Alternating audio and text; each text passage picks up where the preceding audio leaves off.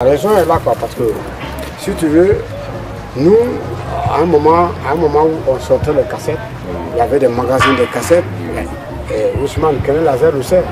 Il y avait Kene Lazer, on sortait les CD à Bamako, on les envoyait, il y avait des partout où il faut vendre sa musique. Et depuis qu'on a commencé à quitter les cassettes, on est revenu dans les CD. Avec la numérisation. Numérisation, en même temps, les clés USB, cap mémoire, quand ça arrivait, ça écoule tout. Donc, en plus, les gens, les financiers, les promoteurs, les producteurs qui nous sollicitaient, ou nous on sollicitait aller au studio, et tous se sont retirés parce qu'il y a un manque de gagner. Il y a un manque à gagner. Donc ça joue beaucoup sur ce secteur. Voilà, les producteurs, les tourneurs, même les studios. Donc finalement, nous-mêmes qui sommes des auteurs-compositeurs, ça a été encore plus grave parce que tous nos gains, tous nos rentabilités est basée sur ça. S'il n'y a pas de concert, si tu ne vends pas de concert, avec une famille, comment tu vas faire? C'est très grave. C'est très difficile. Donc maintenant, je dis, quand j'ai expliqué tout ça, le journaliste m'a demandé est-ce que tu es allé en retraite? Je dis non. J'ai actuellement presque 4 albums, chacun fait 14 titres. Ou 3 albums, je peux les sortir.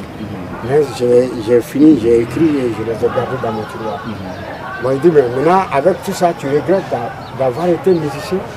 Moi, je dis non, je ne regrette pas d'être musicien. Moi et l'art, quand on se rencontre, c'est comme ça dit tout de suite, on fait pacte et on s'en va. Mais je dis, je regrette d'être musicien malien parce que pourquoi? L'État ne aide pas. L'État n'encourage pas.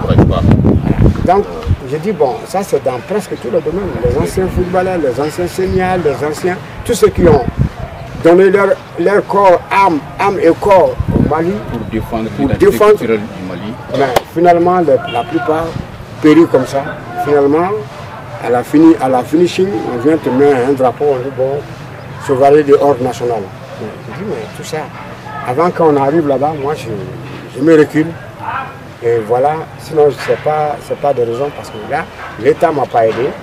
Les structures qui devraient m'aider ne m'ont pas aidé. Je me suis dit, comme Bambara, on le dit que finalement, ça ne dit pas Washington.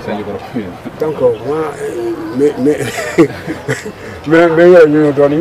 vais, mais peut-être qu'il y a des deuxième étape qui m'attend. Donc, je vais garder un peu de l'énergie. Ça veut dire que ça a été mal interprété. Voilà, ça a été mal interprété par les internautes. Non, pas les internautes, je ne sais pas si. Ceux qui utilisent Internet, qui voient le message, parce que là, le gars, il a mis voici une légende du reggae malien, qui dit qu'il est en détresse et il regrette d'avoir été musicien malien. Il y a 2 points de suspension, ça qui me reste de l'interview.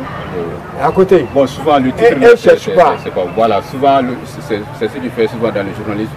Il faut faire très attention avec les titres. Ouais. Parce que quand tu mets un gros titre qui est vexant là, pour les gens évocateurs, les gens ne vont pas voir le reste du contenu.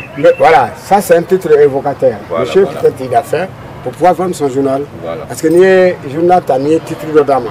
Non, on appelle ça titre évocateur, c'est-à-dire que les héros.